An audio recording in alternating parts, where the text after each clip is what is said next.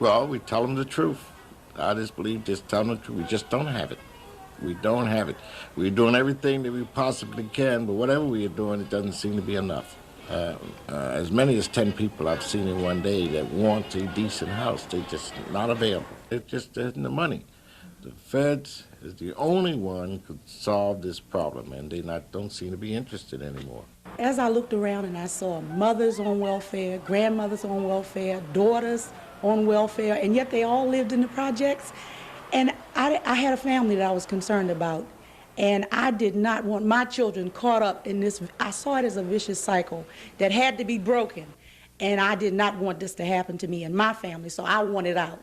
36-year-old Mary Harvin, single mother of 6, found a way out of public housing for her family by becoming a squatter, taking over abandoned houses like this one with a nonprofit group called People's Homestead. I knew I didn't fit in the mainstream. I knew I didn't fit in the city programs. I knew I had no big job. I knew I had no credit cards, you see. So this was an alternative for me. All I had to do, they told me, look, all you got to do is work. And if you're willing to work, there are people out there who are willing to help you.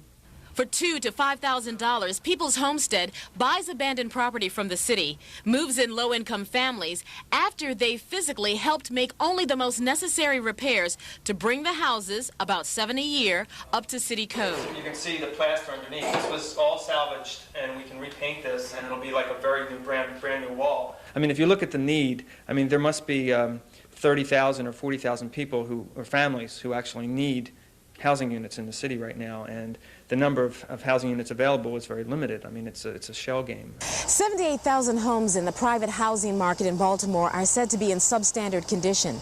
The average rent for a 3-bedroom apartment is $438. When public housing isn't available, you rent private property and cope with the conditions. The contractor who bought this house for rehabbing relocated a family that lived in fear. We found 2 where the sewer lines were broken in the basement and had been that way for a while, but the tenants were afraid to complain because they were afraid then that they would be thrown out of the house. Turn around in Shirley Richardson's $250 a month apartment. This is all the space the widow on Social Security has to raise her 2 young children and 2 even younger grandchildren. She moved here to get away from a bad rat problem at another apartment, all while waiting for public housing to find her something better.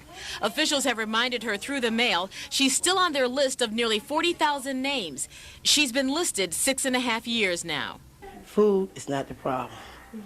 Everybody get down low, but I'm like, my mother had so many of us, so we know how to survive, you understand? Potato, bread, you name it. So I'm not worried about that. I just like to have a decent place for my children. I can say, well, we can live here. You know, we can come here and y'all can lay down. You got your own little room. This is where you sleep. Right now we're sleeping in one room. Public housing has more than 18,000 units, of which more than 17,000 are occupied.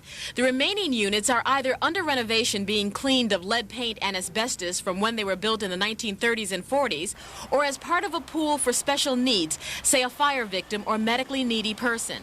In the meantime, thousands wait, and Mrs. Richardson is one of them. People just don't know the feeling that you have when you have an aching heart.